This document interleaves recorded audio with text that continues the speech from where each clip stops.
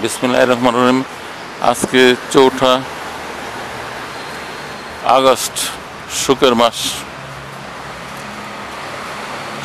ছাত্ররা কোটা সংস্কারের জন্য আন্দোলন শুরু। এখন শেখ হাসিনাকে নামানোর জন্য আন্দোলনে পরিণত হয়েছে। দেশটা তোর বাপের না না, এখানে কি লেখা আছে?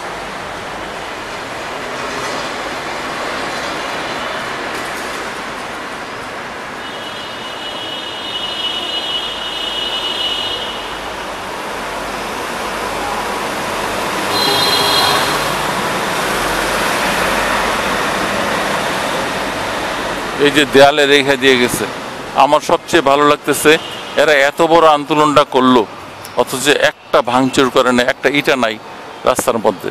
কিন্তু গত 4-5 দিন আগে যে আন্দোলনটা হয়েছে, এই আন্দোলনে মেট্রো রেল ভেঙে দিয়ে গেছে, সিটি কর্পোরেশনের ভিতরে সব গাড়ি পুরাই দিয়ে গেছে, নাহলে 30টা-40টা গাড়ি এখানে দেখেন কি অবস্থা। 40টা গাড়ির মতো সবগুলো সচল গাড়ি ছিল, অচল করে দিয়ে গেছে। এগুলো ক্ষোভের বহিঃপ্রকাশ, প্রাচীন ধ্যান ধারণা, মূর্খদের ধ্যান ধারণা। যারা রাগ করতে জানে না, মূর্খের রাগ। যারা নিজের ভাত তরকারি নিয়ে রাস্তায় ফেলায় দেয়া নিজের রাগ প্রকাশ করে, পরে না খাইয়ে থাকে, সেই রাগ তো ভালো না ভাই।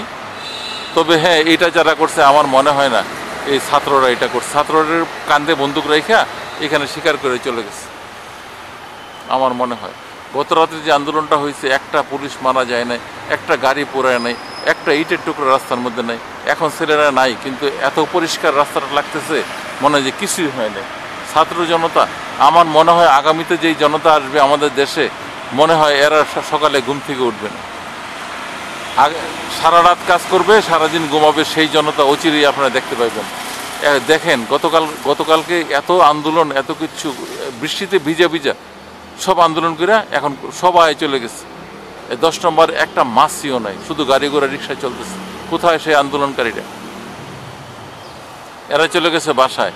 আজকে অসহযোগ আন্দোলন, এখানে থাকার দরকার ছিল না। এরা সকালে কোনো ডিউটি করবে না, কেউ নাই এখানে। আমি আসছি, ডায়াবেটিসের রোগী, আমি আসছি হাঁটার জন্য, এসে দেখলাম যে না, এখানে কেউ নেই। আন্দোলন একেবারেই হয় নাই। এরা আসবে আমার মনে হয় এরা আসবে সেই 11টার পরে, আইসা অসহযোগ আন্দোলন শুরু করবে। তবে হ্যাঁ, ক্ষোভের বহিঃপ্রকাশ হোক অন্যর দিকে। নিজের গায়ে আগুন দিয়া, নিজের লঙ্গি খুইলা নুন দেখাইয়া ওইটা ব্যাককলের আন্দোলন ছাড়া কিছুই না। আমার সবচেয়ে ভালো লাগতেছে, আন্দোলন করো ঠিক আছে, আন্দোলন করো ঠিক আছে, কিন্তু নিজের ক্ষতি কইরো না, নিজের মেট্রো রেল ভাঙিও না, নিজের রাস্তা কাটো না, নিজের ব্রিজ ভাঙিও না, নিজের গাড়ি ভাঙিও না। এগুলো আনতে, নিজের গ্লাস ভাঙিও না, এগুলো আনতে পয়সা লাগে। এগুলো আমাদের দেশে তৈরি হয় না।